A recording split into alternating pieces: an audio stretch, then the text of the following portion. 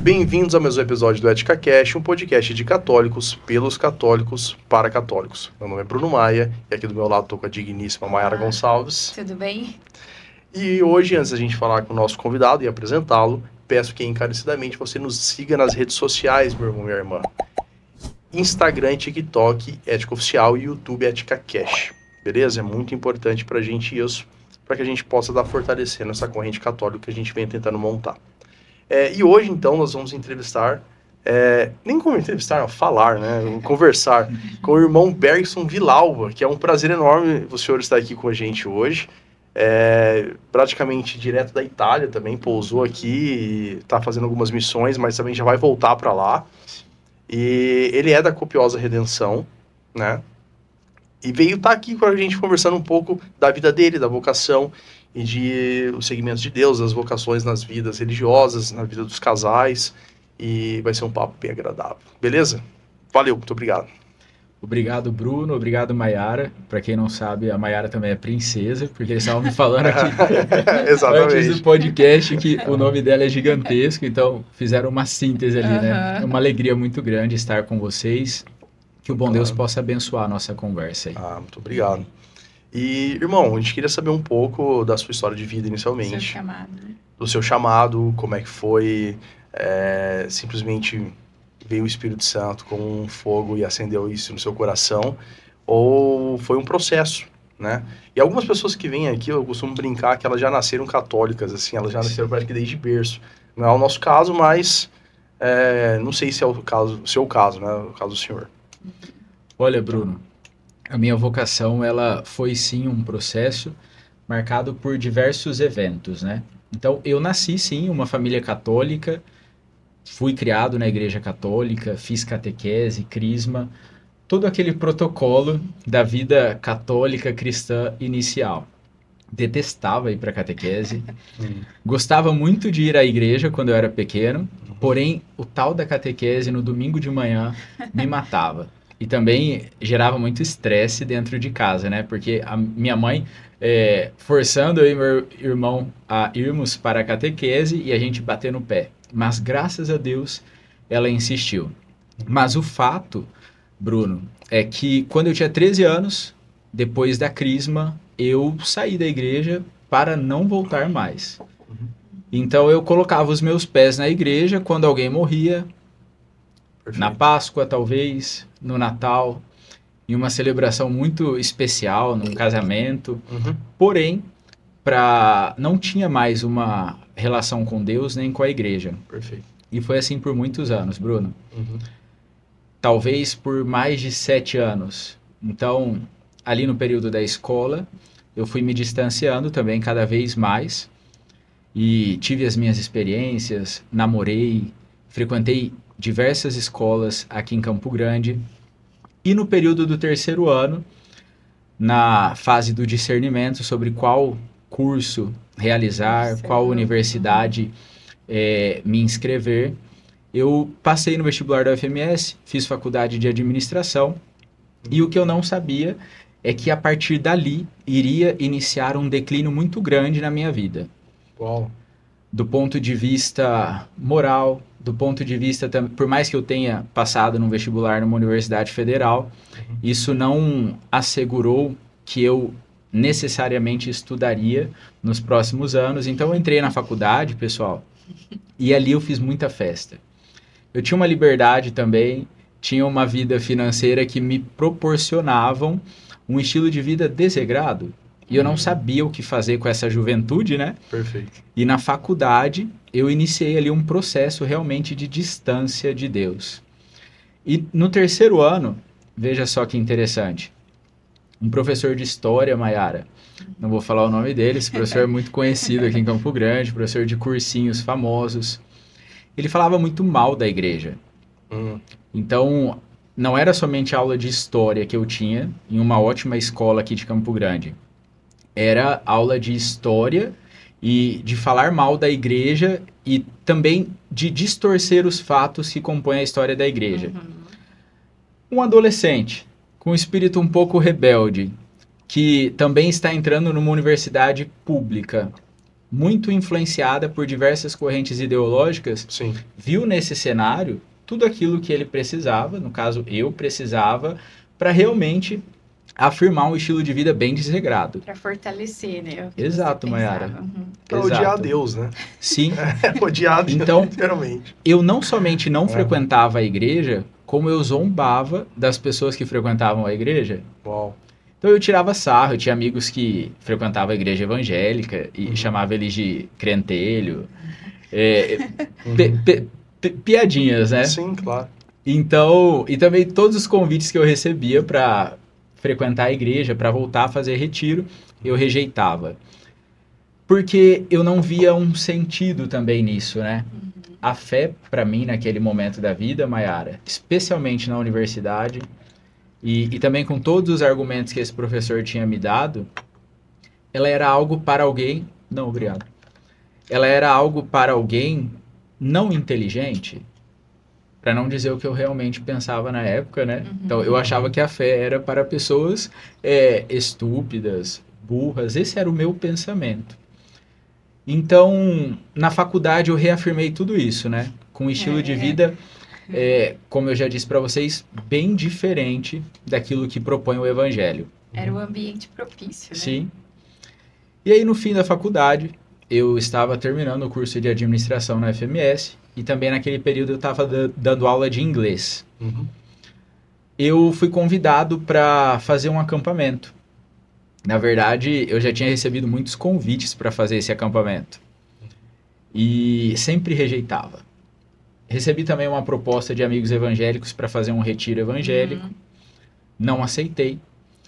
E num determinado momento, eu também em busca de um sentido. Porque, como eu disse, eu estava no último ano, Bruno. Uhum. E também com essa pergunta em aberto na minha cabeça. O que eu vou fazer depois?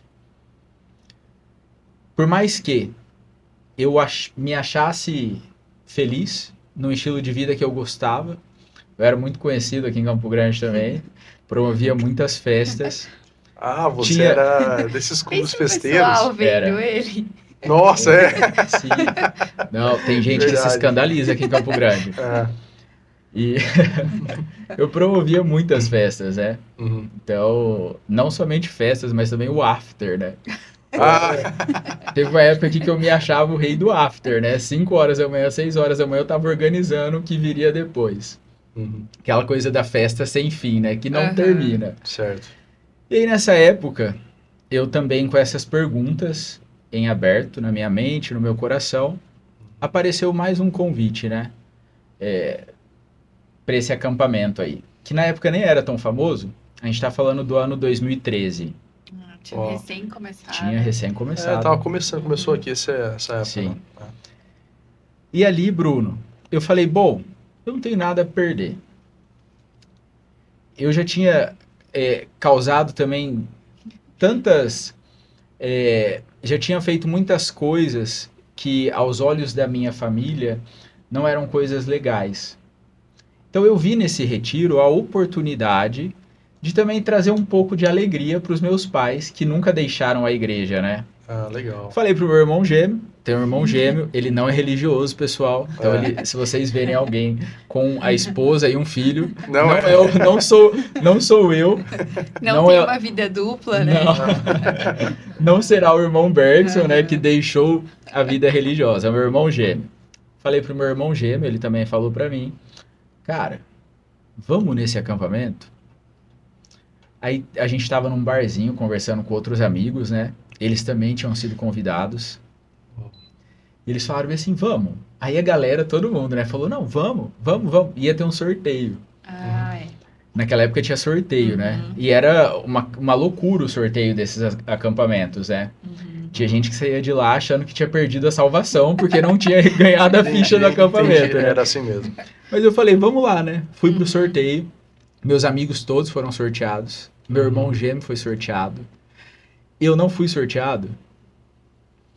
A hora que acabou o sorteio, eu fui pra fora da igreja, né? Acendi um cigarro, naquela época eu fumava. Nossa.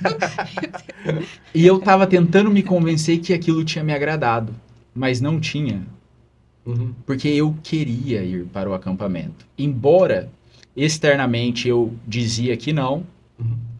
Dentro de mim tinha um desejo de algo novo. Saber o que era, né? Por uma vida nova, que eu não sabia por onde começar. Perfeito. Então eu fui fumar aquele cigarro decepcionado. Entendi. Decepcionado, eu ainda pensei, nossa, eu aparentemente, para os meus amigos, para o meu contexto, eu era uma pessoa muito feliz, mas eu não estava feliz, Bruno. Sei. Então eu queria realmente experimentar isso. Não fui sorteado. Para resumir essa parte da história e também voltar, né, para a vocação, a minha mãe veio depois, ela pegou e falou assim, não se preocupa, meu filho, eu vou falar com o pároco e eu vou pedir uma ficha para ele. E eu conheci a filha da coordenadora também. Então, só que a minha mãe foi falar com o pároco da época, né? Ele falou, não, fica tranquila, se o seu filho quiser ir no acampamento, eu vou dar a ficha para ele. Só para contextualizar, para as pessoas não acharem que era carta marcada, alguma coisa assim. Não. É que, salvo engano, algumas fichas ele ficava reservado ao padre, para ele selecionar algumas pessoas mais, sei lá, 80% eram sorteados. Era algo assim, né? 90%. Mais de 80%, viu? Mas acho que eram só algumas ali com o padre. Eram 90% sorteadas e 10% com o padre para situações consideradas problemáticas. Igual a sua. Rapaziada, e eu era uma dessas situações problemáticas. Até porque seu irmão já estava fazendo também, já ia fazer. Exato. Então, assim, eu não gerava nenhuma perturbação social, não é isso, povo de Deus. Mas eu era um jovem que estava desperdiçando a própria vida com um estilo de vida desregrado, longe do Senhor. Então, por isso era uma situação preocupante. O padre, naquela época, né, falou, eu vou dar a ficha para ele, me deu a ficha. Fui para o acampamento e cheguei ali. A minha reação, né, quando você está muito distante, é aquela reação universal. A gente pensa, meu Deus, o que eu estou fazendo nesse lugar? E temos que tomar cuidado para não contar o que acontece no acampamento também, porque é segredo. Mas eu achei aquilo tudo muito... Eu me surpreendi. Fiquei bravo também com a minha mãe. Minha mãe nunca mentiu para mim. Dessa vez ela tinha inventado umas histórias para que eu pudesse ir para o acampamento, né? Então eu fui perguntando, mãe, tem isso, tem aquilo, como que é? Ela falou, tem, meu filho, tem. É de praxe. Foi a única vez que a minha mãe mentiu para mim na vida. Ela nunca mentiu, mas aquela vez ela... E Bergson, você também, desculpa te interromper mais uma vez, é que assim, é interessante, já que você está falando de acampamento, você falar a respeito... Por que a gente não pode falar do acampamento? Sim. Porque é interessante, assim, em Campo Grande, Mato Grosso do Sul e tudo mais, é um movimento muito forte. Mas uma vez eu conversei com um rapaz de São Paulo, que assistia a gente, e ele comentou num vídeo nosso, às vezes vocês comentam sobre acampamento, vocês nem falam o que é isso e não sei o quê. Ou uma vez outra pessoa também falou, isso é coisa de seita, porque não pode falar o que acontece lá dentro, entendeu? Sim. E as pessoas não entendem. E aí eu fui perceber que, em verdade... não é um movimento que se estendeu a uma totalidade dos estados. Ainda, né? E aí acaba que uma pessoa, sei lá, do Rio de Janeiro ou, não sei, de um outro estado que não chegou esse movimento do acampamento, ela se sinta desconfortável no sentido de estar assistindo e falar, mas por que não pode falar disso aí, entendeu? Eu sei por que não pode falar, mas... Existe até mesmo um olhar de desconfiança, né? É lógico, a pessoa fica, que é isso, né? Tipo assim, a igreja é luz. E não pode vai fazer uma coisa oculta, né? Só de ter essa curiosidade, porque eu já fui questionado disso por pessoas na internet ali, nos comentários, e eu não posso ficar debatendo com as pessoas nos comentários, né? Mas é uma boa oportunidade para você poder explicar isso. Legal. Eu vou apresentar alguns motivos, né? Sim, Vocês fiquem à vontade para complementar. Claro. Eu acredito que quando a gente não fala sobre aquilo que acontece no acampamento, sobre tudo aquilo que acontece no acampamento, é também para dar a oportunidade para os filhos de Deus viverem uma experiência fantástica, de forma aberta, sem spoiler. Vamos pegar o exemplo de uma série, de um filme, né? Então, a galera aí acompanha muita série, muitos filmes. Eu não gosto de saber o final de séries e filmes. Ganhei um livro aqui do Bruno. O Bruno me deu alguns detalhes. Graças a Deus ele não falou para mim o final da história. Porque eu quero ler e fazer uma experiência. Quando eu, que fiz uma boa experiência, acabo contando para as pessoas tudo aquilo que acontece, eu eu posso induzir aquela pessoa a viver aquela experiência do meu jeito, ou até mesmo bloquear a abertura de coração dela, fazer a experiência dela. Então a gente não fala, mas dentro do acampamento não acontece nada que não esteja de acordo com a igreja, com a Sagrada Escritura, com a tradição e com o magistério, né? Os retiros mesmo, Bruno, eles têm um chão comum. Você vai num retiro da Igreja Católica, tem elementos que nunca vão faltar. Então a palavra de Deus vai estar lá, Perfeito. a Santa Missa vai estar lá. Normalmente nós vamos ter um ministro ordenado para que os fiéis possam confessar-se, aqueles que desejam. Porém, fora esse chão comum, existem dinâmicas no acampamento que é muito importante que a pessoa as viva de forma pessoal, sem uma influência externa. E também nisso tudo Deus age, né? Sim. Deus age. Ele usa uma experiência que todos vão viver ali, mas ele age de forma particular. E eu não conheço, Bruno, outro retiro que seja tão eficiente e eficaz como o acampamento para anunciar o amor de Deus. Exato. Eu já conheci muitas propostas. Também pessoal. Não conheço. Agora, como o acampamento, eu não conheci. Eles chamam de, você vai saber, acho que é querigma que eles chamam, Exato. né? Que é o primeiro anúncio, né? Sim, isso mesmo. E eu não sei se tem motivos que foram apresentados para as pessoas. Eu estou fora de Campo Grande há 10 anos, né? Mas o que eles dizem, assim, quais são os motivos para não contar, além disso que eu mencionei? Não, acho que é isso. Para não estragar, não estragar a experiência das pessoas em viver, né? Uma vez eu até conversando nos bastidores, a gente falou com o Eduardo Faria esses tempos atrás. Sim. E ele me veio, eu fui pegá-lo, né, no carro. Pessoa sensacional, mas ele me veio questionando o acampamento. Por que não pode falar lá, Bruno? Eu falei, não, professor, não pode, porque eu falei, tentei falar da mesma forma que você, mas não consegui com a sua didática. Mas é que você acaba viciando a experiência do outro. O outro já vai pra lá com o seu olhar. Às vezes tem algum momento que pra mim não foi algo tão impactante, e aí eu vou menosprezar aquilo, e aí a pessoa vai viver aquilo já com a minha visão. Sim. Exato. Entendeu? O que eu posso garantir para o pessoal que vai assistir, que não é campista, é que é uma experiência integral da palavra de Deus. E também uma experiência de muita cura. Então ali no acampamento acontecem muitas curas a nível psíquico, a nível emocional, mas a cura principal, eu diria, é a cura da fé.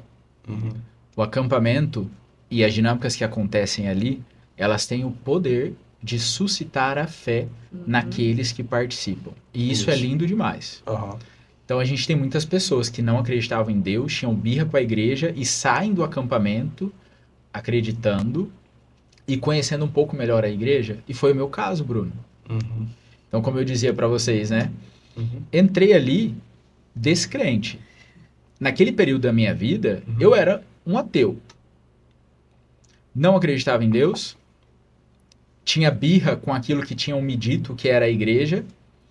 Porém, era uma caricatura que não existiu nunca, porque a igreja não era aquilo que eu pensava. E no acampamento, o Espírito Santo, ele me deu o dom da fé. E ali, diante do Santíssimo Sacramento, isso eu posso dizer, conto que foi diante do Santíssimo, diante da presença real de Jesus Cristo, mas não digo o momento e nem mesmo como, mas foi ali que o Senhor me doou a fé. E ele me disse realmente que ele estava presente na Eucaristia. E eu saí do acampamento, no domingo, meus pais foram me buscar na igreja, a minha mãe perguntou para mim, né? E aí, meu filho, como que foi o acampamento? Eu falei, mãe, foi muito bacana, mas eu não vou parar de beber, de fumar e de sair com os meus amigos. Joguei uma baldada de água fria nela. Coitadinha. Mas nem eu sabia aquilo que viria depois. E a minha mãe rezou muito. Muitas pessoas rezaram em Campo Grande pela minha conversão e pela conversão dos meus irmãos também. E quando se reza muito, é muito difícil que o Senhor não acolha a oração dos seus filhos. Ele acolhe, porque o desejo de Deus é a salvação. Então, eu acho que nem a minha mãe, quando ela rezou tanto e pediu para tantas pessoas rezarem, ela sabia aquilo que aconteceria? Ela não sabia. Ela só desejava a minha salvação, que eu conhecesse o Senhor e a sua igreja. E foi o que aconteceu. Então eu saí, até mesmo com esse tom assim de fechado, né? Porém eu tava muito aberto, pessoal. Era só a capa, assim, a carcaça, a casca. Sei. E a partir dali eu não consegui mais sair da igreja. Então eu tava na missa todos os domingos, dia de semana. E pouco a pouco Deus foi agindo na minha vida e eu pensava, meu Deus, o Senhor está presente na Eucaristia. Como que eu não vou receber Ele? Então Deus está presente realmente na Eucaristia. Qual é o sentido de eu não recebê-lo? Então lá estava eu na missa todos os domingos, dia de semana, fazendo adoração, participando de grupo de oração. Eu sou intenso pra caramba. E depois de 3 meses eu estava fazendo missa diária. Eu ia à missa todos os dias porque eu queria ouvir a palavra de Deus. Como o Espírito Santo suscitou em minha fé, ele também me deu a graça de compreender a Sagrada Escritura que antes eu não podia entender. E quando eu comecei a entender a Sagrada Escritura e a conhecer a igreja, povo de Deus, eu achei aquilo tão lindo. E tudo fazia sentido. Eu pensava, como eu vivi até hoje sem isso? E aí me chamaram para ser líder no acampamento. E quando me chamaram para ser líder, eu pensei, meus campistas, eles vão me perguntar muitas coisas. E eu preciso saber responder. Então, Deus, ele age muito no meu intelecto. Na vida de cada um, ele tem um modo de agir, um jeito de se comunicar. Comigo, o Senhor fala muito no intelecto.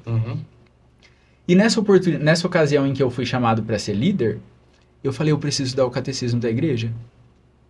Eu passei dias lendo o catecismo da igreja, lendo também sobre os dons do Espírito Santo, sobre o Espírito Santo, porque a dinâmica espiritual no acampamento, ali também nós conhecemos um pouco melhor o Espírito Santo.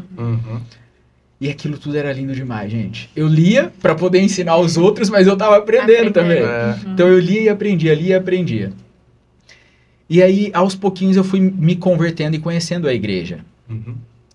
E fazendo missa diária, ouvindo até mesmo o meu pároco naquela época era o Padre Odair, estava mencionando para vocês aqui antes. Isso. Eu ia à missa meio-dia. Acho que o único jovem que tinha na missa do meio-dia era eu era o comentarista da missa. Tinha ali na Santo Antônio. Tinha. E eu ficava assim, besta, olhando o padre explicar a Sagrada Escritura. E eu falava, caramba, esse homem é bom. Ele é muito bom. Ele é muito didático, ele né? É fora muito da didático. Muito didático. Então, o Espírito Santo ali também, usando o Padre Odair, ele estava revelando algo a mais sobre o sacerdócio, que eu ia descobrir mais pra frente, né? Mas essa é a dinâmica que marcou a minha conversão. E aí você me perguntou, Bruno, foi um processo ou foi um evento específico? E mais uma vez eu digo, né? Disse no começo, porque eu gosto muito de afirmar isso. Foi um processo com diversos eventos que foram me transformando. Então, aquele jovem que no domingo, no final do acampamento, Mayara tinha dito para a mãe que não ia parar de beber, não ia parar de fumar e não ia parar de sair com os amigos, no final, já estava no fim da universidade, olha o comportamento do adulto adolescente, né? Porque era um jeito adolescente de raciocinar esse. Aquele jovem que disse isso para a mãe, alguns meses depois, não estava bebendo, porque eu não via mais sentido no beber. Não que beber seja pecado, porque não é. Não vou incentivar também jovens a beberem, que não precisa. Existem estudos que dizem que não é bom que um menor de idade, alguém que está com o cérebro em formação, beba. Então é a ciência que diz isso. Mas também não cair no moralismo, né? Mas para mim, a bebida ela não fazia mais sentido. Então eu parei de beber sem que eu quisesse, não foi algo programado. De repente a bebida não tinha mais lugar na minha vida. E antes ela tinha um protagonismo muito grande. Muito grande. Eu não ia em lugares que eu não pudesse beber e fumar. Eu fumava muito. Então, parei de beber. Não parei de sair com os meus amigos, mas eu mudei os ambientes que eu frequentava. E na época todo mundo achou que eu estava louco, Bruno. Então eu tinha grupos no meu WhatsApp, por exemplo, nos quais a gente compartilhava ideias, pensamentos, festas e coisas que não tinham nada a ver com a realidade da igreja. Na semana que eu saí do acampamento, eu saí desses grupos. Obviamente, eu virei chacota entre os meus amigos, né? Todo mundo falou que eu tava louco. Aquele que fazia chacota. Sim. Não, virou piada. Uhum. Mas eu não tava nem aí. Mas é que para de fazer sentido, né? Certas coisas. Uhum. Sim. E aí, eu não deixei de sair com os meus amigos, mas eu mudei os ambientes. Algumas pessoas que não agregavam na minha vida e também alimentavam aquele homem velho em mim, eu deixei de ver por um tempo, para evitar ocasiões de pecado. Depois, algumas amizades permaneceram, retornaram e outras nunca mais. Porém, a gente vê também a verdade que existia, né? E o motivo que nos reunia. Enfim, aquele jovem, o mesmo jovem, depois de alguns meses, já não bebia. Parar de fumar foi uma graça de Deus muito grande na minha vida, porque eu achava que eu poderia fazer qualquer coisa, menos parar de fumar. Porque eu era muito escravo do cigarro. Muito escravo. Então, antes de eu entrar na missa, eu fumava o meu cigarro. E logo depois que eu saía, eu precisava fumar o meu cigarro. Então, não era uma ideia minha parar de fumar, porque eu gostava do cigarro. E a minha vida ela era construída também com o cigarro. Aí, num determinado momento, também quando me chamaram para ser líder, falei, cara, eu não posso dar mau exemplo. Eu não vou ser perfeito, na frente deles, né? O fato de me chamarem para ser líder não significa que eu era perfeito ou que tinha alguém impondo uma perfeição para mim. Ninguém me disse para você ser líder você não pode fumar. Ninguém me disse isso. Mas a minha consciência, ela não permitia que eu exercesse aquela função naquela condição. Então eu falei, eu acho que chegou a hora. Fui pro PHN, fiquei 4 horas sem fumar. Foram 4 horas desesperadoras. Nossa, imagina. Desesperadoras. Eu não sabia existir sem o cigarro. Eu comecei a fumar com 13 anos, pessoal. 13 anos? 13 anos. Nossa. E nessas 4 horas, uma ansiedade. Não consegui ficar sem o cigarro. Frustrado, humilhado pelo meu vício, eu acendi um cigarro. E falei, eu não consigo. Alguns dias depois, eu lembro que estava tendo até a Copa naquele ano, cheguei em casa depois de assistir um jogo com o pessoal da igreja e tudo mais, e fui fumar o último cigarro do dia, porque o fumante ele tem o último cigarro, né? Ele tem o último e o primeiro. Fui fumar o último cigarro do dia, era mais ou menos 1h da manhã, era tarde pra caramba. Coloquei a mão no meu bolso, não tinha. Isso não acontecia na minha vida. Porque eu precisava de uma carteira e de uma reserva, né? Na hora que eu vi que não tinha o cigarro, naquele momento me veio um pensamento, e foi o Espírito Santo. O pensamento era esse. Esse é o momento. E eu entendi. Agora é a hora de eu parar de fumar. E esse dia ele marcou a minha vida, porque daquele dia em diante, eu nunca mais fumei. Os dias que sucederam esse pensamento e esse evento foram dias de luta. Porém, dessa vez, eu pude lutar e vencer. Antes era somente eu lutando com as minhas forças contra uma dependência muito forte. Sim. Agora era a graça de Deus com a minha luta que me impulsionavam a vencer o vício. E daquele dia, 9 de agosto de 2014, até hoje, nós estamos em 2024. Fiz aniversário de 10 anos sem cigarro mês passado. Os caras que é viciado nisso aí, os caras lembram da data, né? Cara, eu lembro. Da data, meu pai ele fumou uns 30 anos. Ele largou também e, nossa, foi tenebroso o negócio. Ele lembra exatamente quando foi também, assim, o processo. Ele lembra até hoje. Sim. E aí, o que eu acho importante a gente ressaltar nessa pequena intervenção do Senhor na minha vida? Através disso também ele disse para mim que com ele eu posso vencer. Uhum. Sem ele vai ser uma luta fadigosa, cansativa e inútil. Não vai gerar vida, não vai produzir resultado eterno para o reino de Deus. Porque esse é um vício bem difícil. Sim. Né? E aí eu pensei, né? Nossa, eu consegui parar de fumar. Eu consegui parar de fumar. E esse foi um fato tão libertador da minha história que a partir disso eu comecei a travar também outras pequenas lutas contra maus hábitos, contra pecados. E aos poucos, com a graça do Senhor, eu fui me transformando no homem novo que o Senhor me chamava a ser. Isso tudo antes da vocação religiosa, né? Antes também de viver um processo de discernimento vocacional. Foi te preparando. Exato, né, Mayara, exato. Uhum. O Senhor ele foi preparando o terreno para lançar a semente que no futuro depois ele lançaria. Entendi. E a vocação religiosa surgiu consequentemente tudo isso. Sim. Depois de um tempo caminhando na igreja, Bruno, eu fui fazer o PHN lá em São Paulo, que eu mencionei para vocês, né? Uhum.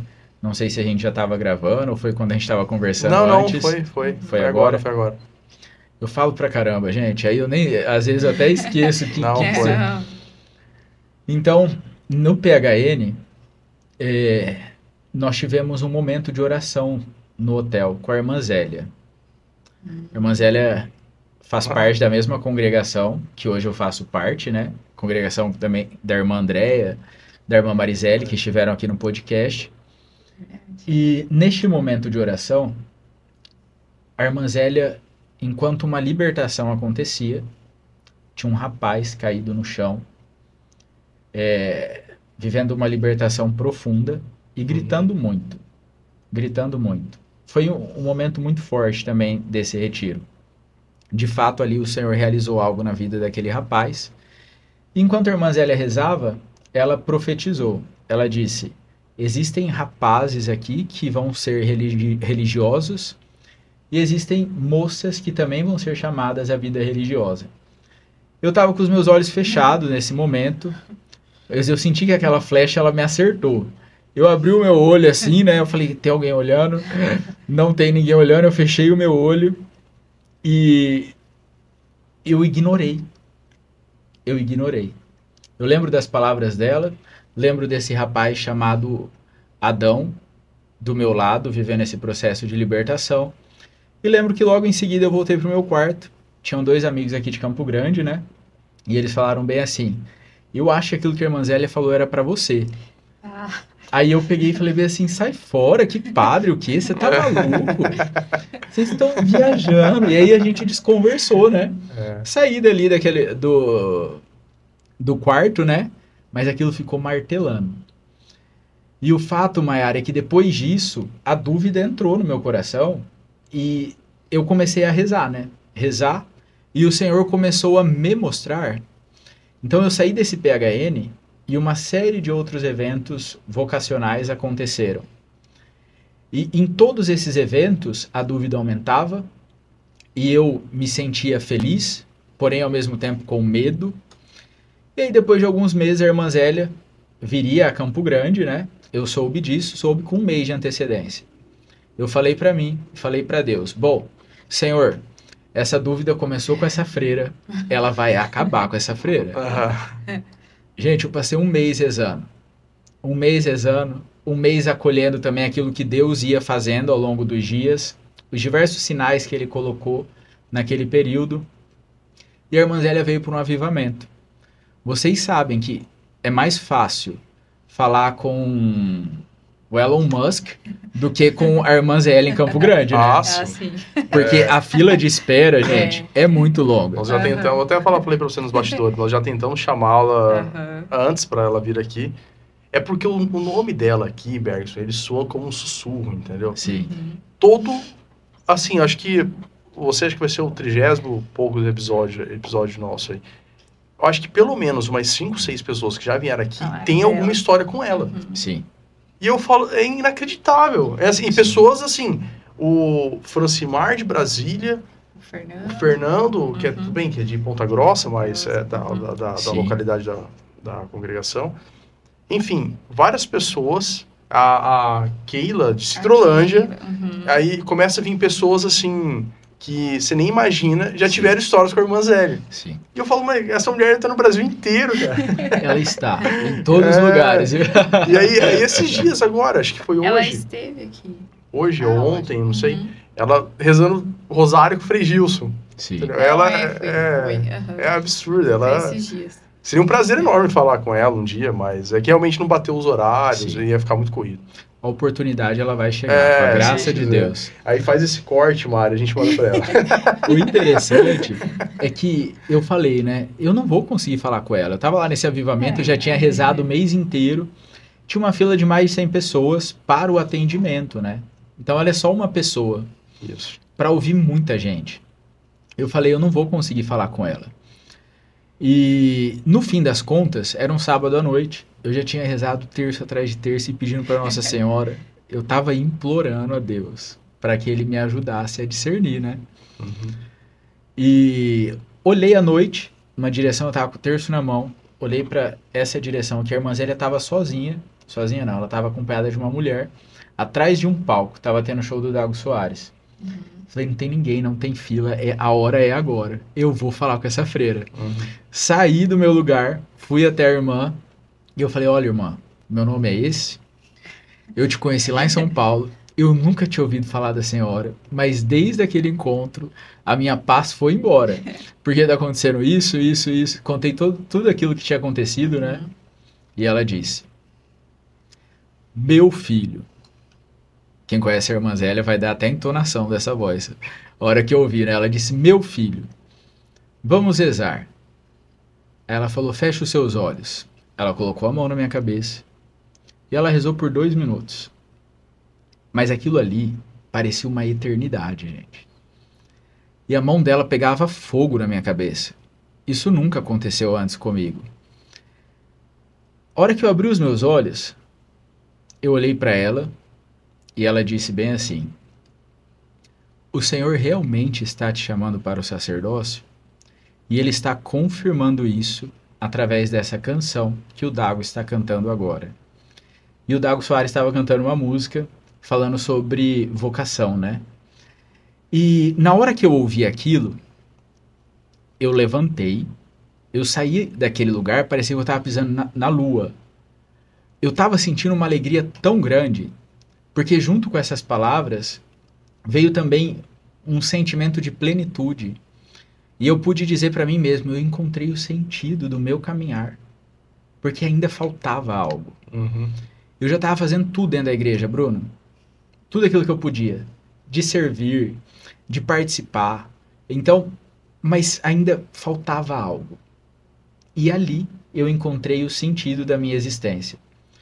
Passou 1 minuto, eu me sentei, eu saí do lugar onde ela estava, eu me sentei. Eu fui invadido por um medo muito grande. Eu pensei, isso é muito sério. Aí eu voltei lá na irmã, eu falei bem assim, irmã, não fala pra ninguém, por favor. Eu falei, eu preciso de tempo, né? Eu preciso de tempo. Eu nem sabia o que ia acontecer depois, eu não sabia como que era o processo para se tornar sacerdote, né? Mas eu tava muito feliz e com muito medo. Falei, irmã, não fala nada pra ninguém, porque eu preciso rezar, eu preciso refletir. Ela falou, fica tranquilo, Nossa Senhora vai abrir todas as portas para você e você vai saber o que você precisa fazer.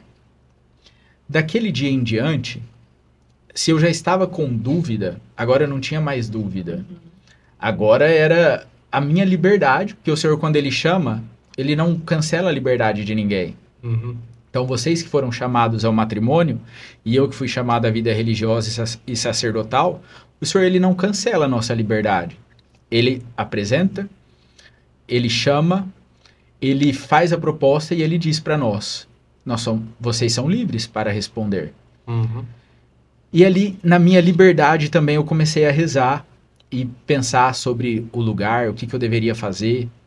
até mesmo me veio uma tentação muito forte, porque eu dizia para Maiara antes do podcast, da vida que eu tinha antes para o sacerdócio, existia uma distância muito grande, Bruno. Lógico. Muito grande. E se o povo já estava achando que eu estava louco, agora padre...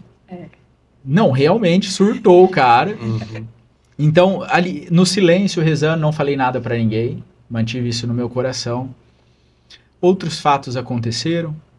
Até que um dia, na frente da cruz, lá na Santo Antônio, eu falei, tá bom, Senhor. Eu entendi. Eu me rendo. Uhum. E eu vou experimentar. Na outra semana eu liguei para o promotor vocacional da congregação e marquei para fazer uma experiência lá em Ponta Grossa. Mas você já decidiu pela congregação direto? Como eu conhecia Por causa da irmã Zélia, do padre Dair? Sim, porque no meu acampamento a Copiosa Redenção estava lá. No momento do meu chamado em São Paulo, a Copiosa Redenção estava lá. Entendi. No momento, então, a Copiosa Redenção, ela estava presente acompanhando. No momento em que eu encontrei o amor de Deus, até o momento em que eu fui chamado. Uhum. Então, essas coisas, elas são providenciais, Bruno. É. Hoje eu consigo ver dessa forma. Na época, eu fui porque eu admirava muito os padres da Copiosa Redenção e as irmãs. Então, eles tinham um jeito muito alegre de anunciar. E muito vivo também. Muito cheio do Espírito Santo. E aquilo me atraiu. Eu não me imaginava usando esse hábito azul. Uhum. Tanto é que no almoço que eu fui ter com a irmã Marisa, dentro deste processo, eu podia conceber a possibilidade de ser padre, mas de hábito azul, pessoal, não. Era demais. Padre vai, mas padre de hábito azul não vai dar certo não, gente. Isso não é pra mim. Mas fui para a Copiosa Redenção, mesmo com estes preconceitos, né? Falei com o promotor vocacional, marquei a experiência vocacional. E lá, depois de vários meses, né? Fui ficar um mês ali com os padres da Copiosa Redenção. E menti para os meus amigos aqui em Campo Grande. Não falei que eu estava indo fazer uma experiência vocacional. Falei que eu ia fazer um retiro de Natal e Ano Novo. Eu sumi por um mês. Então, meu WhatsApp também estava descansando nesse tempo. Mas sua mãe sabia? Sabia. Nesse momento, a minha família já sabia o que eu estava indo fazer. E o aceitamento deles foi, ok, vai lá, filho, tudo bem. Mamãe Eles apoia. Aceitaram muito bem. Que legal, olha só. No dia que eu fui pro aeroporto para fazer a experiência, então não sabia se eu ia entrar ou não. Sim. Eu lembro da minha mãe parada no portão de casa. Eu fui dirigindo pro aeroporto e conforme eu ia distanciando o carro, a minha mãe ela caiu aos prantos ali, começou a chorar muito. E eu estava indo fazer a experiência vocacional. Mas ninguém disse para eu não ir, muito pelo contrário. Quando eu falei que eu tinha dúvida, que eu queria discernir melhor, eles ficaram felizes.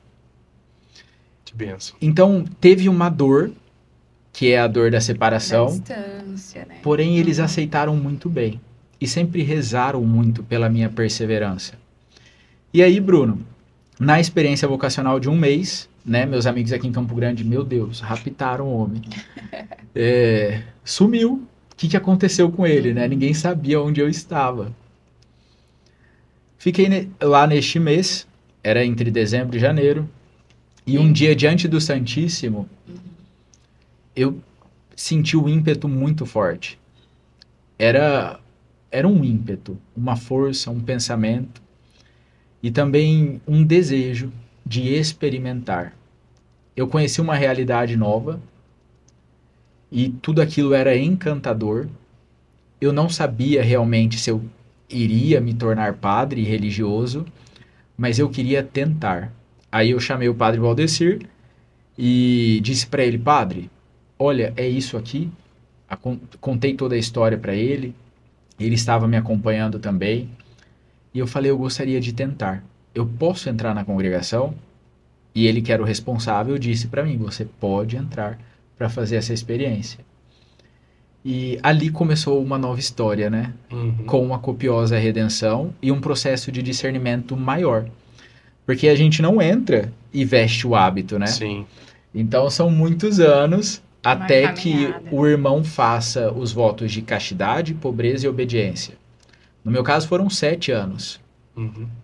Então a igreja ela caminha conosco para que a gente possa discernir e possa permanecer na verdade também Uhum. e possa responder a essa voz que fala na consciência.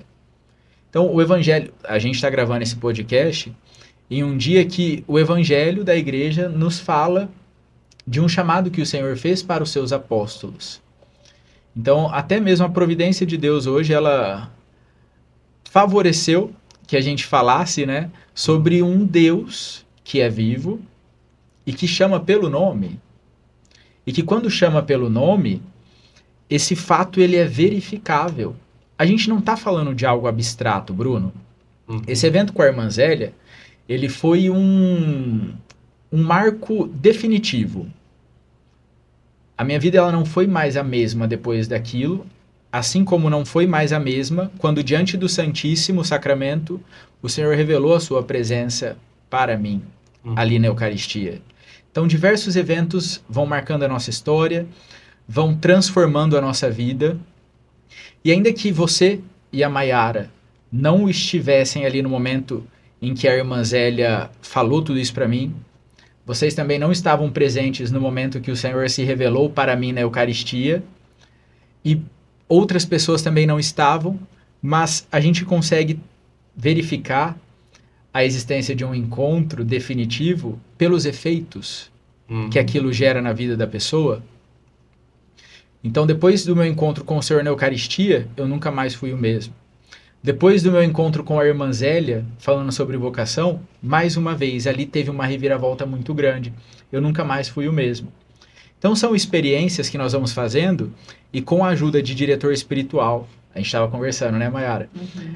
De um padre da igreja, a gente pode averiguar que o Senhor passou e ele chamou aquela pessoa pelo nome. Quem diz isso no fim e bate o martelo junto com o candidato é a igreja. Uhum. E a igreja é perfeita. Ela é perfeita. Ela nos oferece tudo aquilo que a gente precisa para viver em Deus e para sermos salvos. Basta confiar.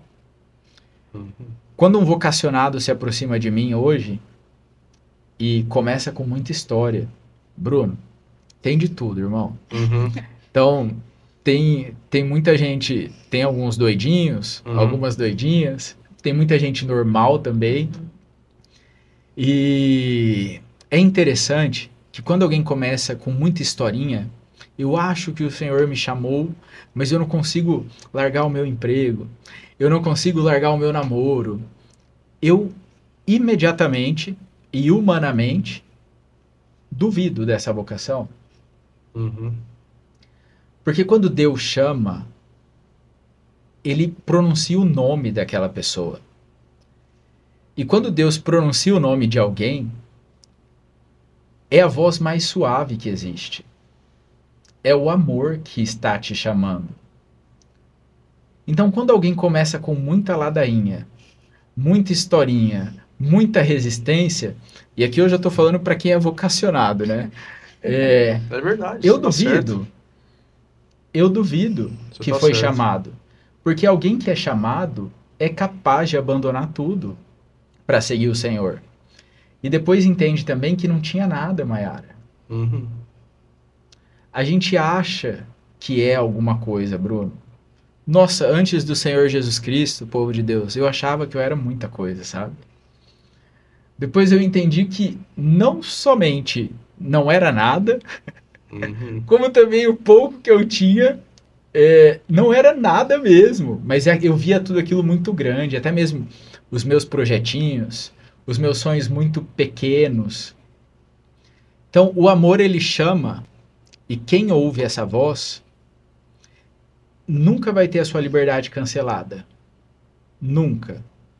Porém, quem é chamado consegue fazer renúncias e também deixar para trás aquilo que precisa para seguir.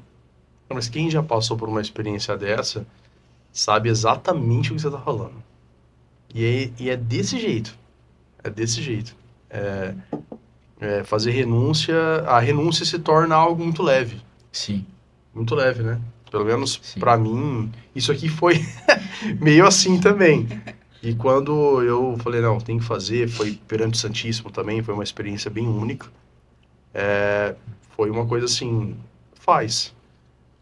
Assim, ia me custar tempo, custar dinheiro, custar tudo, e simplesmente, aí essa aqui, já, vai fazer isso aí não, vai gastar nosso dinheiro com isso aí não. Aí eu falei, não, vou fazer. Mas é uma coisa muito leve, não é uma coisa pesada de você, não, vou fazer, e é uma decisão tomada que tranquila, né? Na verdade, assim, eu ia falar engraçado, mas não é engraçado. Mas o que acontece é que parece que você vai pisando e Deus vai colocando o chão, né? Exato. Isso. Porque sempre quando você pensou, eu falava, não, até parece, vai pagar isso em cortina. Não, até parece, vai pagar isso numa mesa. Mas as coisas aconteceram. Foi indo. E o interessante é que o Senhor falou, vocês responderam, ele foi dando o chão, como a Mayara disse, e assim esse lugar se transforma em um lugar de salvação. Isso. Porque aqui a gente fala de fatos muito concretos que tocam a vida de pessoas concretas, que foram realmente alcançadas por Deus. E aí a generosidade de corações que encontram o Senhor amoroso e bom e verdadeiro colabora com uma obra que é de salvação. E o Senhor deixou vocês livres também, né? Então, nesse período de discernimento, vocês poderiam ter voltado atrás. Sim, sim. Mas por confiar e por ter dado os primeiros passos, a gente tem um lugar de salvação aqui em Campo Grande hoje, onde a gente pode relatar muitos fatos que são fatos salvíficos. Então, o Senhor que me salvou o Bruno, salvou a Mayara, ele hoje pode, através de nós, salvar muitas outras vidas. E isso é muito lindo. Isso é bacana demais. E conta a história. Não, conta, mas eu acho bonito, porque realmente aconteceu. Qual que é a história, Bruno? Porque eu tava falando pro irmão Bergson antes, que tem uma história entre a gente e ele, que na verdade você nem sabe, o senhor nem sabe. Mas ela vai contar aí, senhor. Não, é porque assim, quando a gente... É que a história é longa, né? Eu tenho que falar desde o casamento. Quando a gente casou, não era uma intenção ter filho, porque a gente era um casal católico, casou na igreja. Mas acho que a gente ocultou dos nossos ouvidos a parte. Recebem os filhos que Deus mandar. A gente não era católico, né? A gente falou sim, mas na minha visão de mundo, eu falava assim... Ah, não, sou muito nova ainda, não recebo... Agora eu não quero ser mãe, né? Então era isso que tinha acontecido. E aí eu acabei engravidando, perdi o primeiro bebê, aí engravidei da nossa filha. Eu falei, pronto, cumpri minha missão, Deus. Era uma filha que o senhor queria me mandar, tá aí, ela tá bem, saudável. E aí a gente já tava na nossa zona de conforto, nossa filha é grande e tal. E aí, o Bruno fez o acampamento, eu fiz o acampamento, a gente começou a ir na missa todo domingo, de fato, se converter. E aí ele leu um livro. Todos os caminhos levam a Roma. Do Scott Hahn. Aí ele começou a falar, nossa, eu tô lendo um livro aqui de Scott Hahn, e o primeiro ponto que ela fala é da abertura à vida. Você já parou pra pensar sobre isso? Aí eu falei, não, Bruno, nem inventa. Não existe isso. Aí ele falou, não, vamos conversar sobre isso, não sei o quê. Porque eu comecei a me sentir mal. Sim. Porque eu comecei a entender o negócio, porque ela fundamenta ali no livro. Não sei se o senhor já leu esse livro. Li, e foi um divisor também. E aí começou ali a trazer mal-estar pra mim. Comecei a falar, cara, eu tô comungando, eu tô afundado no pecado, cara, entendeu? A gente falava assim, aí tá, aí... Até então, para mim, não fazia muito sentido essa questão da providência divina, de pensar sobre isso, etc. O padre Odair, às vezes, em alguma homilia ou outra, ele falava sobre isso, né, dos casais que precisavam se abrir, enfim, mas não era... Mas de forma bem singela. Assim, pincelada na homilia. E a gente não faz direção espiritual com ele também, enfim. E aí, você estava aqui em Campo Grande, o padre Odeir chamou o senhor para ir lá na paróquia para fazer uma pregação, alguma coisa assim. Não, ele né? celebrou a missa. Ai, O irmão Berg não celebrou a missa. e aí, no final, escolheu um tema lá para falar e resolveu falar Não, na sobre... homilia, foi na homilia. Não, eu acho que foi... Eu não lembro. Não, foi na homilia, foi. foi na missa da homilia. Acho que alguém, Foi. alguém questionou o senhor, algum parente, alguma coisa, falou sobre a abertura à vida. Aí decidiu falar lá sobre a abertura à vida. É, acho que a passagem bíblica, desculpa interromper, a passagem bíblica refletia um pouco isso. E na homilia, porque obviamente, como irmão, né, você não estava ali na figura de um padre, mas você que, eu acho que é o termo correto, é celebrar a missa, né? Naquela situação, nós celebramos a palavra. A palavra, Sim. isso, desculpa, então é isso. Ele faz ali a referência ao Sim. Santíssimo. Né? E aí isso foi na homilia, isso aí. Aí na homilia... Foi responder a dúvida do porquê temos que ser abertos à vida. E aí começou a falar sobre a providência divina e a graça de Deus. E aquilo, para mim, na minha cabeça, ainda não fazia sentido antes, né, desse dia. E aí, quando começou a falar sobre, olha, você é livre, você pode escolher não. Só que não venha dizer que, isso aconteceu na minha vida, Deus quis assim. Não, Deus não quis, porque você não está sobre a graça de Deus. Você não está entregando sua vida para Deus, Ele não está podendo agir no seu matrimônio, porque até então está sendo uma escolha racional sua. E aí eu fiquei, gente, a gente está sentado no erro. Aí a gente ficou todo mês. É esse mês, e não vinha. Mas, em janeiro... a gente começou a tentar, efetivamente. Falou, bom, é porque antes a gente não usava mais preservativo. Nem Quando eu li o mais livro, eu já falei, eu já não vou usar, já falei, eu vou me livrar desse pecado. E aí... Não, mas não é que ela falou, meu pai assiste. Mas a gente ainda ficava... Até é interessante falar sobre isso, o Billings, né? Billings, fala. Sim. A gente ficava, mas assim, não é uma... A gente tinha um controle. A gente tinha um controle, a gente não usava da forma assim, sabe? A gente ainda tinha aquele controle. E Sim. foi depois da sua homilia que a gente falou, não, vamos, se Deus mandar, mandou. Sim. E aí, nossa filhinha tá aqui. Que maravilha, pessoal. Foi uma providência... Não, cheguei em outubro. Cheguei em outubro agora, e foi uma providência da sua homilia. Louvado seja Deus. Uma providência da sua homilia. Sim. E isso, eu fico muito feliz de vocês compartilharem esse testemunho. E é mais um motivo que nós temos para glorificar o Senhor. E também é muito interessante, porque a minha vocação hoje ela é marcada por muitos casais que também estão se abrindo à vida. E isso é uma generosidade do Senhor no meu confronto, também no confronto destes casais. E é muito bonito assim ver o casal se submetendo à palavra de Deus. Porque o que mais pode... Tem duas realidades que podem bloquear muito a graça de Deus. E podem também favorecer uma narrativa espiritual. O que é a narrativa espiritual? É a pessoa que está ali na igreja, está ali ouvindo a palavra, mas também não a acolhe, e deseja ser cristã, mas está com as rédeas da própria vida nas mãos. E aí essa narrativa, ela é guiada por mim, porque eu estou controlando a minha vida. Então, a necessidade de controlar as coisas, a realidade, até mesmo o meu progresso espiritual, ela pode bloquear a ação do Senhor. E Deus, ele pode muito pouco com uma pessoa obstinada. A pessoa obstinada no seu erro, ela não está aberta à palavra e ao Espírito Santo. E a segunda coisa é a falta de perdão.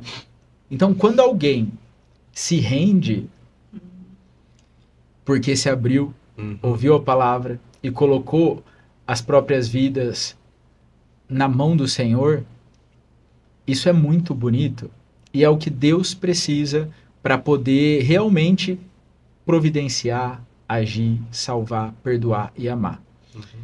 Então, aí eu acho que eu até mesmo falo muito isso por aí, porque hoje na Itália eu acompanho um grupo bem grande de pessoas que estão rezando para ter filhos.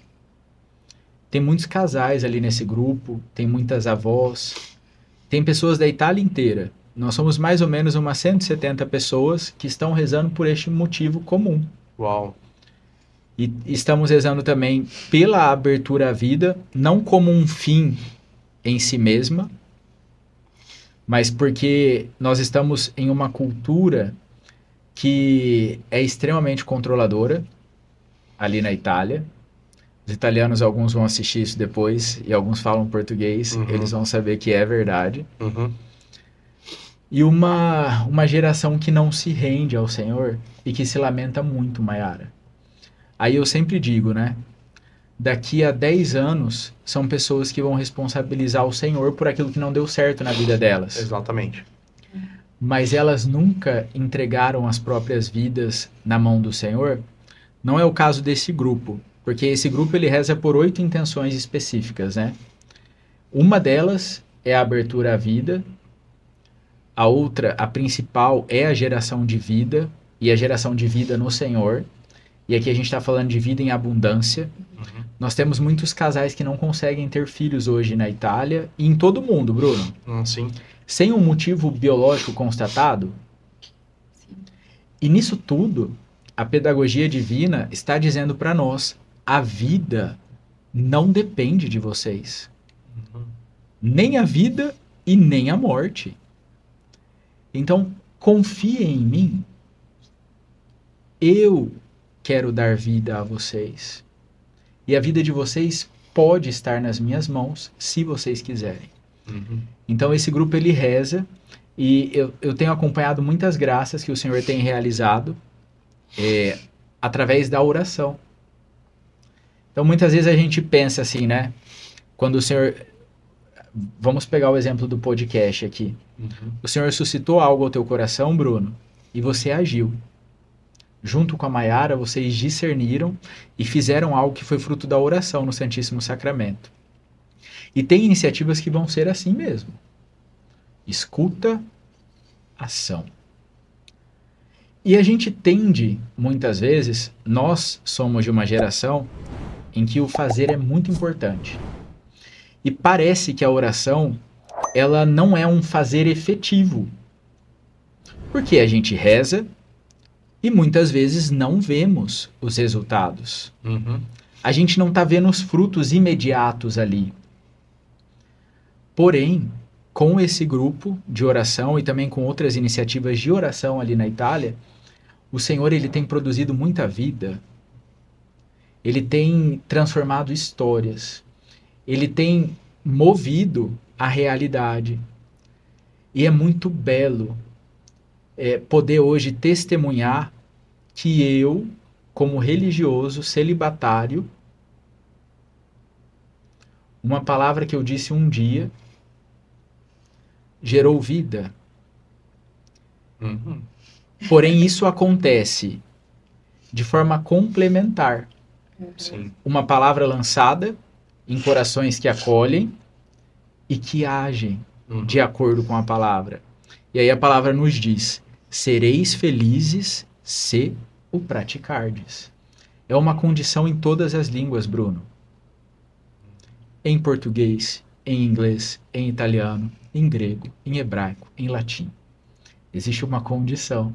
Sereis felizes se o praticardes. E eu fico feliz, assim, porque o Senhor ele vai gerando vida através da oração e da generosidade das pessoas. E concluo isso, porque também foi providencial vocês falarem disso. Teve um momento da minha vocação, quando eu tinha 29 ou 30 anos. Foi antes de eu ir para a Itália, inclusive, um pouco antes. Covid tinha recém explodido, pessoal. E ali naquela época, eu fiquei parado numa etapa formativa. Ao meu ver, eu estava parado. Mas Deus ele estava realizando grandes coisas no meu coração. O Covid, inclusive, o período do Covid, não o vírus, mas o período do Covid, ele transformou a minha vida e de uma forma muito positiva. Foi mais um divisor de águas ali. E nesse período, Bruno, eu deveria ir para uma etapa formativa chamada noviciado, que acontece na Itália. O Covid, por conta do Covid, os aeroportos foram fechados no dia 9 de abril ou março. Foi isso mesmo. E a minha passagem era no dia 10 de abril, pessoal. Então, um dia antes, eu tava com as malas prontas lá em Ponta Grossa, né? Fechou. E ali eu comecei um hiato na minha vida em que eu não era mais postulante, mas eu também não era noviço. E eu perguntei muito pro Senhor, né? Mas Jesus, eu tô querendo ir pra frente, eu não vou. Parecia até que eu tava bloqueado, sabe? E Deus trabalhando no meu coração. Deus trabalhando no meu coração. Um dia, fui fazer um recolhimento, que é um dia de silêncio. Todo religioso ele é chamado a viver essa dinâmica. Nesse dia de silêncio, nessa fase da minha vida, eu vivi uma crise biológica muito forte. Porque todo homem e toda mulher são programados para terem filhos. Sim. Então a nossa biologia, o nosso ser, ele é programado para isso. Quando Deus chama alguém para o sacerdócio, para a vida religiosa, ele não além de não cancelar a liberdade da pessoa, ele também não cancela a biologia, ele vai orientar aquilo. E esses desejos, eles são lícitos, eles não são problemáticos. Mas eu ali, nesse ato, na minha cabeça bloqueado, né? Não consigo ir para frente, não posso ir para trás. Achei que eu já tinha concluído tudo que eu tinha para concluir. E eu rezando em silêncio, naquele dia, eu também, naquele período da minha vocação, eu estava experimentando um desejo muito grande de ser pai. E rezando para Deus, né? Senhor, o Senhor me chamou ao sacerdócio, como que eu vou orientar isso, né? Nessa crise, vivi uma crise também ali. Não pensei em deixar a vocação naquele período, mas vivi uma crise. Deus um dia ele me disse, eu perguntei, né? Nesse dia de recolhimento, eu falei, Senhor, qual é o sentido do meu celibato? Eu já tinha lido vários livros sobre celibato, sobre sexualidade, sobre o sacerdócio, sobre a vida religiosa, sobre os votos. Eram todos motivos intelectuais, que são importantes. Naquele dia o Senhor disse para mim, de forma clara, Ele falou ao meu coração, para que muitas pessoas tenham vida. Uau. E aquilo caiu no meu coração de um jeito que eu não tive dúvida. Porque a gente aprende a discernir também.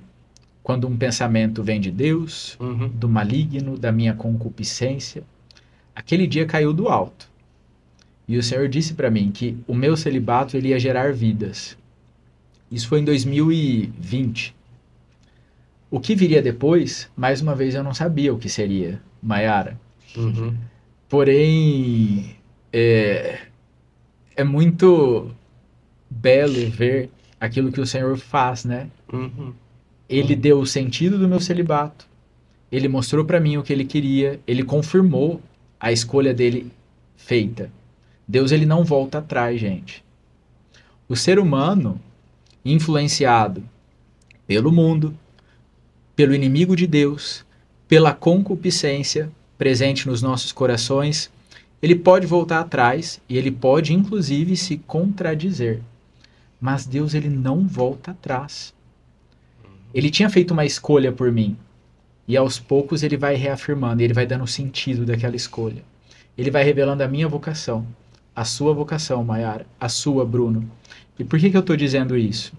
Porque a vida deste ser que está em você, deste futuro filho ou filha? Marina, filha. Filha de Deus, Marina, filha de Deus, é uma realização da promessa do Senhor para vocês e para mim, de vidas e vocações que se entrelaçam e que a gente não sabe, né?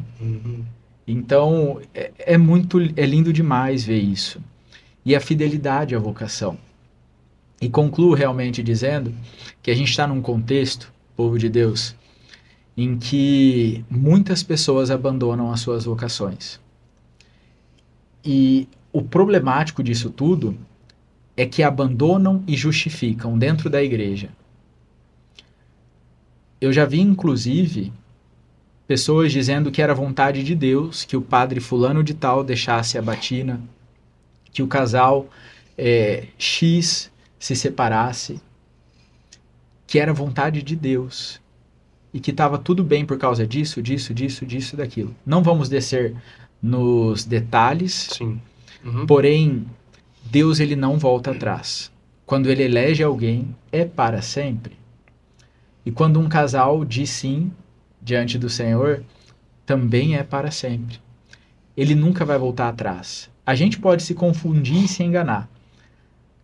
Porém, se a gente permanece fiel à palavra, se a gente recorre à ajuda da igreja, dos sacramentos, o Senhor não vai permitir que o barco naufrague, Uhum.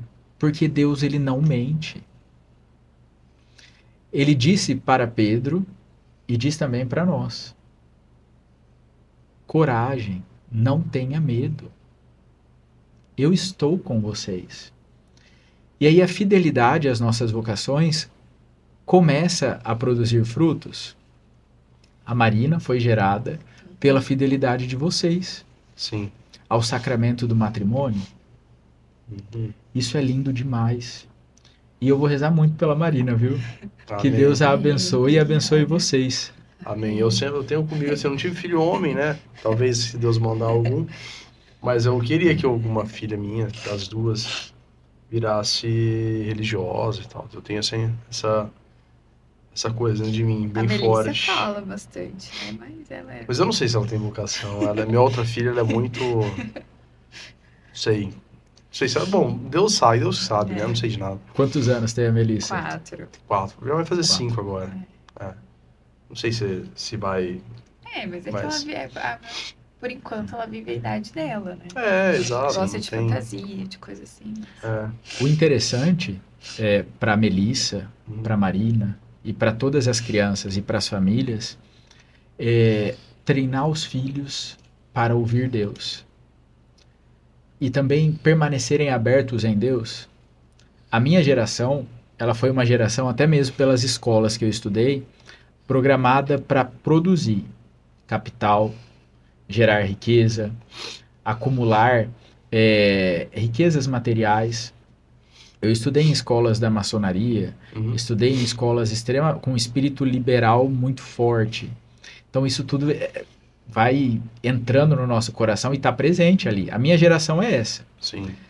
E o interessante da minha geração, que é também a geração de vocês, Uhum. eu acho que nós somos ali Sim. contemporâneos. Quantos anos o senhor Eu tem? tenho 33. Mesmo que eu. Ela é a mais velha. É. 36. 36. 36. Eu tenho 33. A nossa geração hoje ela pode fazer muito diferente Uhum. e ela pode inclusive ensinar os filhos, antes eu falei de treinar, mas ensinar é melhor. Ensinar os filhos a ouvir Deus. Mas eu até vou fazer essa pergunta para o senhor, porque é o seguinte, ao que você atribui o fato de que muitas pessoas que vêm aqui têm uma história muito parecida com relação ao período da pré-adolescência, adolescência, passarem por um distúrbio mundano muito grande. Várias pessoas que já vieram aqui. Desvio. Fantástico né? o nome agora. Distúrbio mundano. Muito bom. É um desvio, Aham. E até eu comigo foi assim, né, e etc. Várias pessoas que eu conheço. Mas o que fazer para que isso não aconteça com os nossos filhos? Não sei se você entendeu o raciocínio da pergunta. Assim, Essa pergunta virou até livro nos Estados Unidos. é? Olha aí. Tem um livro de um autor, que agora eu não vou lembrar o nome, que se chama exatamente Como Trazer os Meus Filhos de Volta para a Igreja. Uhum, Que surge diante desse cenário, Bruno, uhum, de adolescentes que não querem frequentar a igreja porque pensam que é um porre, uhum. tedioso, chato. Então tá virando livro. Nos Estados Unidos, na Europa, eu não achei um livro ainda com esse nome. Uhum. Mas eu acredito que os motivos, existem muitos motivos. Uhum. Eu vou falar de alguns aqui, até mesmo para a gente poder dar nome aos bois. Claro.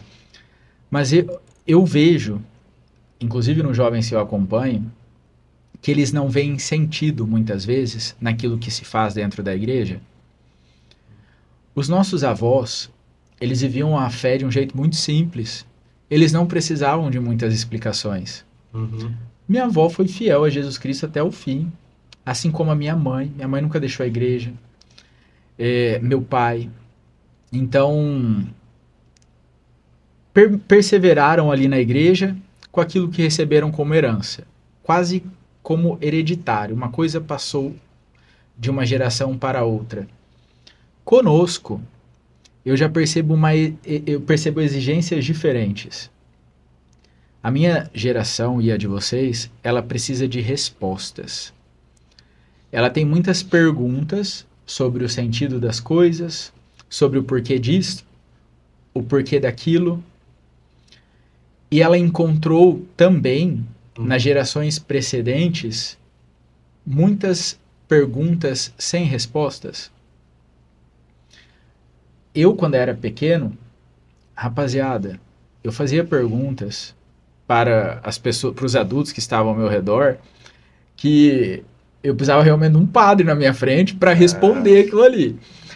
Porém, eu não encontrava, muitas vezes, isso não é uma crítica, por exemplo, aos meus pais, aos meus catequistas, porque são gerações diferentes. Exato.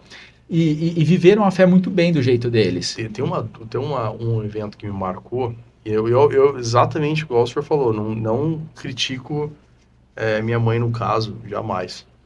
Não é uma crítica, é apenas uma constatação que me marcou. Porque eu era pré-adolescente ali, e aí eu fiz uma pergunta pra minha mãe, assim, eu tava passando por uma crise existencial, eu falei, mãe, mas qual que é o sentido de eu estar vivo? Assim, por que a vida foi dada? Por que isso aconteceu? Sim. Pô, minha mãe começou a dar risada. Falou, vou te mandar pro psicólogo, entendeu? Então, assim, essas questões de existência não era algo enraizado na minha família. Sim. Embora, né? Então, minha preocupação é justamente essa, a gente criar nossas filhas, num caminho correto. Em algum momento aconteceu um desvio, e aí elas só forem resgatar isso lá pra frente. Entendi. E aí aquela coisa, vigiar e orar. Sim. Né? Deus me livre acontece alguma coisa com elas no momento desse de distúrbio mundano, né? Distúrbio mundano. Vamos achar um sítio pra Quero encontrá-las no céu, se Deus quiser, né? Ô, Bruno, mas, cara, essa pergunta é fantástica. E a gente poderia fazer, num outro dia, um podcast só sobre isso. Só sobre isso. E aí, o que é interessante, né? A minha avózinha, fiel a Jesus Cristo, abria Santo Antônio. Minha avó tinha chave da Santo Antônio, ela morava na Santo Antônio, tava lá todo dia, rezava. Tá no céu. Santinha, minha avó. Eu fazia muitas perguntas para minha avó, que eu passava uma boa parte do dia com ela também. E a minha avó, na simplicidade dela, morou a vida toda na fazenda, pessoal. Não sabia responder aquilo. E muitas vezes a minha avó dizia, mas menino, não presta fazer essa pergunta. Porque é assim, porque Deus quis, porque a igreja é assado. E então, presta. E as perguntas, elas são muito válidas. O que eu procuro fazer hoje? Não só com os jovens, mas com toda e qualquer pergunta que chega para mim. Eu me comprometo a responder às pessoas e às vezes fazem perguntas que eu não sei responder no momento. Eu pego o telefone, depois eu vou consultar as fontes que eu conheço. Legal. E aí eu vou mandar uma resposta para aquela pessoa. Mas eu não deixo uma pergunta sem resposta. Encontrei nesse FAQ, nos dias que precedem a gravação desse podcast, eu estava servindo um FAQ da Cristo Luz. Jovens que me fizeram perguntas incríveis e que quebraram também o meu coração e alguns preconceitos que eu tenho com a adolescência. Porque às vezes a gente também se pega como ponto de referência. Eu, quando tinha 15 anos, Bruno, eu não tinha nada na minha cabeça, irmão. Nada, absolutamente nada. E ouvir as perguntas que esses jovens me fizeram ali no FAQ foi uma desmistificação muito grande de algo que eu pensava que era realidade, mas não é. E aqueles jovens têm perguntas fantásticas. Um rapaz me evangelizou numa tarde ali com 4 perguntas que ele me fez. Uau. Eu saí desconcertado daquela conversa. E eu, naquele momento, agradeci a Deus. Eu falei, Senhor, como o Senhor fez belas criaturas. E jovens com desejo de santidade, Bruno. Legal. Com questionamentos profundos, com 15 anos de idade. Eu fui ali para evangelizar e saí evangelizado. É que lá tem uma comunidade jovem bem bacana, assim. Sim. Tem. Não, mas uma coisa que eu sinto bastante jovens, da Cristo. Não, mas de várias paróquias. Tem muitos jovens dessa faixa etária, de 14 a 18 anos, 20 anos, que eles estão realmente buscando santidade. Sim. Entendeu? Coisa que eu tô fazendo agora com 30. E eu acho isso muito bonito. Eu falo, Sim. Quando eu tenho o prazer de conversar com um deles, eu falo assim, rapaz, queria ter o seu discernimento com essa idade. Sim. Pra eu não ter muito arrependimento das coisas que eu já fiz com essa idade. Entende? Sim. E o que é legal, né? E aí, mais uma vez, voltando para a tua pergunta, né? Além de se comprometer com ajudar eles a encontrar o sentido do porquê nós fazemos o que fazemos, por que a missa é assim, por que a confissão é assado, por que a gente precisa procurar os sacramentos e amar a igreja, os santos, é muito importante a coerência de vida. Eu acho que as gerações anteriores, até mesmo do ponto de vista vocacional, muitas pessoas, mas não todos, generalizar é sempre um perigo, mas tinha uma incoerência de vida muito grande, de pessoas que estavam na igreja, mas que não viviam aquilo que escutavam, que acreditavam e que pregavam. Sim. E a criança, o adolescente, percebe. Eles são pescados pelo exemplo, né? Percebem. Então essa coerência, ela gera vida também, Bruno. Ela gera perseverança. E os filhos de vocês, os filhos de qualquer casal, eles percebem com uma clareza aquilo que o pai e a mãe deles se sentem atraídos. Então, eles vão perceber. Se eu, por exemplo, sou pai e amo os santos, amo a Eucaristia, amo a igreja, eles vão perceber se existe uma relação minha com a palavra de Deus. E aí eles estão atentos. E aí eu encontro hoje muitos pais lá na Europa também com esse mesmo problema, Bruno. Existe uma faixa etária, inclusive, que está fora da igreja na Europa. E não são os adolescentes, são os universitários, é uma faixa que vai ali da universidade, dos 18, 19 até os 35. Então os pais estão desesperados, os pais católicos, né? Alguns se converteram já adultos e não sabem o que fazem. Aí você faz algumas perguntas, Bruno. Nos primeiros anos da vida daquele jovem, quais eram os seus hábitos e os do seu marido? O que a família fazia junto? Pelo que vocês se interessavam?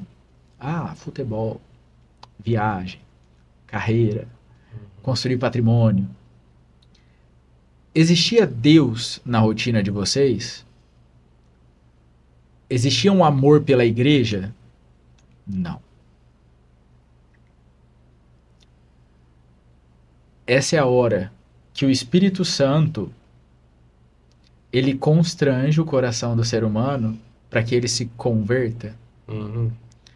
Porque o casal vai perceber também, muitas vezes, né, que eles não amaram a igreja, não amaram o Senhor e não foram felizes também fazendo isso. E aí, esse é um exemplo. O outro exemplo é daqueles que permaneceram na igreja, mas que eram tristes. Bruno, a pior coisa que existe é um católico triste. Nossa, irmão, está dizendo então que depressão é um contratestemunho? Olha, gente, fora de alguns quadros clínicos que necessitam de ajuda médica e psicológica, nós temos aí um bom número de católicos, de pessoas cristãs tristes, sem uma patologia. Você precisa amar Jesus Cristo, a igreja. É tão legal ser cristão. É aquele católico que anuncia dessa forma, sabe? Entendi. Sem vida. E aí o jovem vai olhar para esse abençoado e vai falar, eu não quero ser como ele. Porque se viver na igreja significa viver nessa tristeza, Deus me livre. Então, aqui a gente precisa ter uma virada também. E o lance da vida cristã, feliz, verdadeira, não é aparentar ser feliz. Não é aparentar ter alegria, mas ser feliz e alegre realmente como um dom de Deus. Porque a alegria verdadeira é dom do Senhor. E se a gente pede, o Senhor doa muita alegria para nós. E aí a gente precisa escolher. Vou agir e viver conforme um espírito de alegria que o Senhor me deu, de felicidade, de coerência com a palavra que eu ouvi, porque Deus não mente, Deus não se contradiz, ou eu vou viver segundo um espírito de tristeza. E a tristeza, ela pode virar vício. E tem muita gente dentro da igreja que está viciado neste espírito de tristeza. Então elas estão ali, mas elas estão vendadas e com os olhos fechados. A palavra não entra, não penetra no coração. E aí é um ciclo como se diz em português, algo que se alimenta.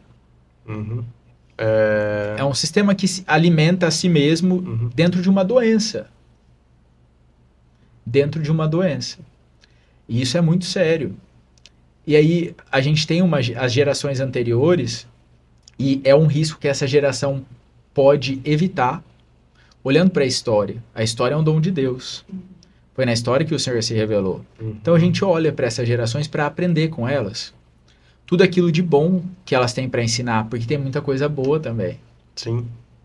A minha avózinha tinha uma vida de piedade linda. Sim. A minha avó morreu rezando.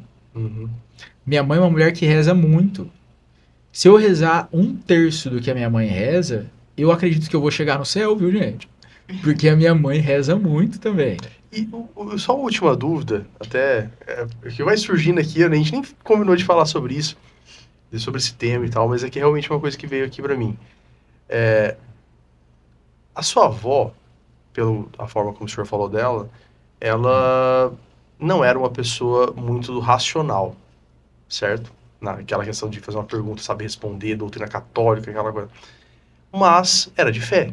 Sim. Aonde que, pro senhor, repousa a fé? No racional?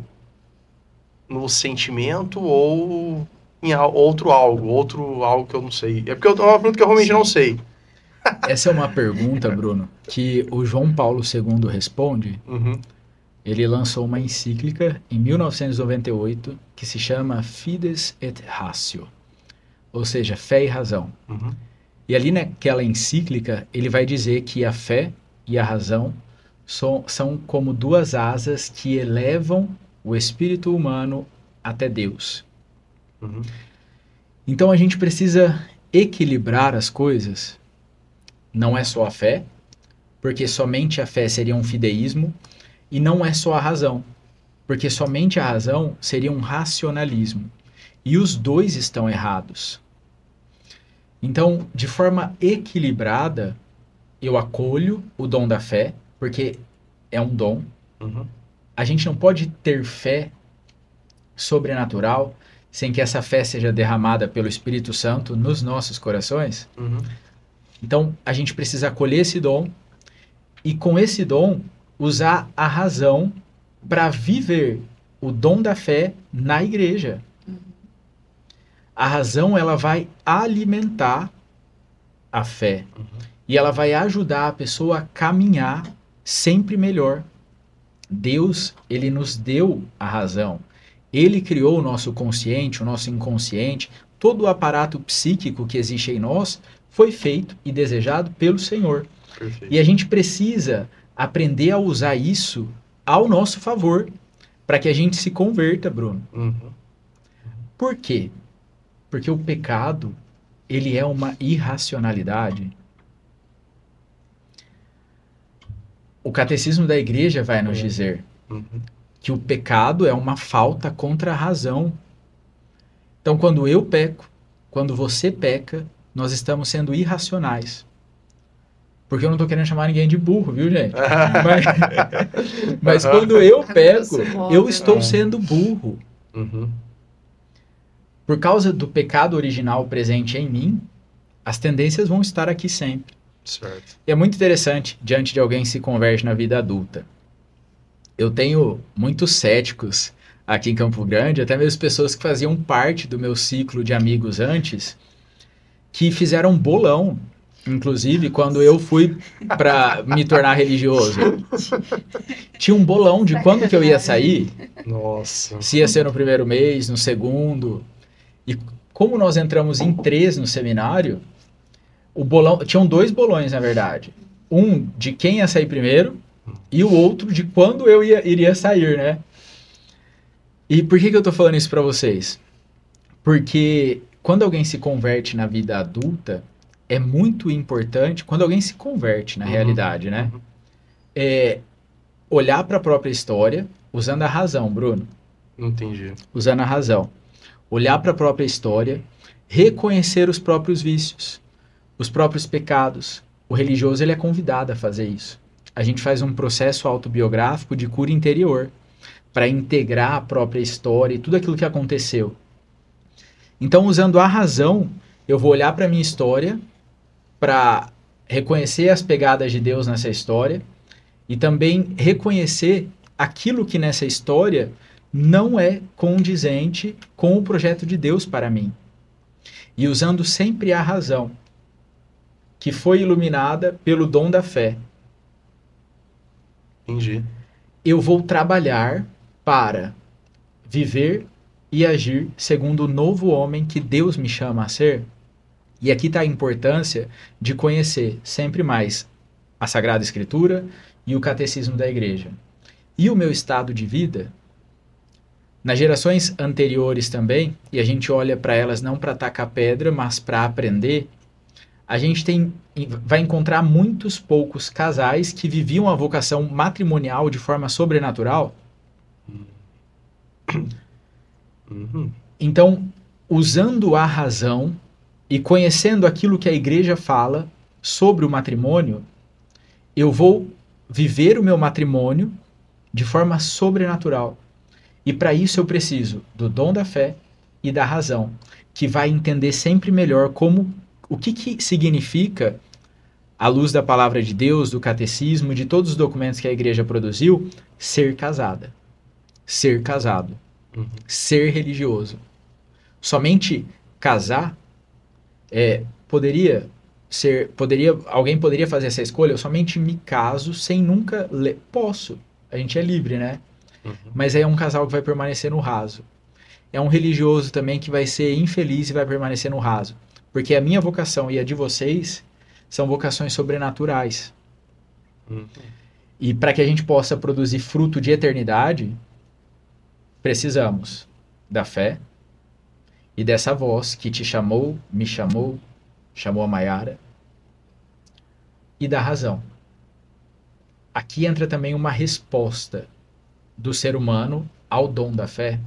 É importantíssimo conhecer a Sagrada Escritura, o Catecismo e os documentos da Igreja. A nossa geração está começando a descobrir os documentos da Igreja? Sim. E o Catecismo? Eu sinto isso também. Padre Odair, semana passada, doou 120 catecismos para os jovens. Achei uma atitude maravilhosa. Fantástico. Maravilhoso. Fantástico. Fantástico. Precisamos. E aí é esse equilíbrio. Não somente entre fé e razão, né? Porque a gente está num cenário bem desequilibrado, viu? Sim. E a nossa geração também, ela descobriu a política, Maiara. Então a gente tem um desequilíbrio muito grande entre liberais e conservadores. E existe um conservadorismo que é ateu, disfarçado de católico e crente. É verdade. Equilíbrio. Quem somos nós, né? Sou um filho de Deus, iluminado pela fé. E com a razão eu vou viver a fé na igreja. Perfeito. E, irmão, assim, eu sei mais uma questão, porque eu só queria agradecer muito por você ter vindo. Eu também. É maravilhoso. Eu nunca encerro um programa, simplesmente deixo a palavra final para o senhor, caso queira, a sua câmera é aquela. E aí você pode dar uma mensagem, Se quiser fazer algum anúncio, Falar das suas redes falar sociais. das suas redes sociais, se quiser falar da congregação, enfim, é um espaço aberto ao final para que possa falar aquilo que vier ao coração. Da nossa parte, da minha, eu só tenho a agradecer muito mesmo pelo seu tempo, disponibilidade, atendeu prontamente a gente quando eu entrei em contato com o senhor, e muito obrigado mesmo por estar aqui com a gente. Parabenizá-lo, né, pelo seu chamado. O senhor atendeu, ouviu a voz de Deus e atendeu. Não tenha dúvidas de que vai fazer muitos frutos, já fez muitos frutos. Fruto de uma oração de mãe, viu, gente? Sim. Com certeza, você estava falando da sua mãe, eu pensei, gente, oração de mãe tem poder. Tem. Tem. E um fruto está aqui, né? Está aqui presencialmente. Tá bom? Muito obrigada. Muito obrigado. O senhor tem presença na nossa vida, da nossa família. Amém. Obrigado, Bruno. Obrigado, Maiara. E eu procuro... Eu tô de férias aqui em Campo Grande, né? Eu mencionei brevemente, acredito que eu moro na Itália, o Bruno mencionou no começo, né? Então, além de usar o tempo do descanso para o descanso, é algo que eu estou aprendendo nesse momento da vida, eu procuro estar disponível para o Senhor. Então, quando vocês mandaram um convite para mim, eu pensei, bom, vou passar para eles o que é possível, né? Sim. E foi muito legal, porque eu estou acabando meu período de férias. E nós, providencialmente, encontramos um dia e um horário que era possível para mim e para vocês. Então, por que eu estou falando isso para o casal, Bruno, Maiara, e também digo para vocês? Para que a gente possa ser sensível, para que eu possa ser sensível, vocês possam serem sensíveis à voz de Deus, aquilo que vai surgir, e também responder. Eu acho que a minha vocação hoje ela é um grande apelo também, e eu convido muito as pessoas a uma resposta. E é muito legal como começou o podcast. Foi algo que você ouviu ali, uma intuição que você teve diante do Santíssimo, e vocês responderam. Foram para algo concreto. E hoje eu digo para você, jovem, você é um pouco mais velho, independente do momento da vida que você se encontra, eu peço que você responda ao Senhor e também esteja atento àquilo que Ele vai falar, porque Deus fala. Deus é um Deus vivo, presente, real, muito concreto, que fala. E aí, se nós abrimos os nossos ouvidos, os nossos corações, Ele vai agir poderosamente. E a nossa vida, ela vai ganhar um sentido muito diferente. É muito diferente viver em Deus e viver fora de Deus.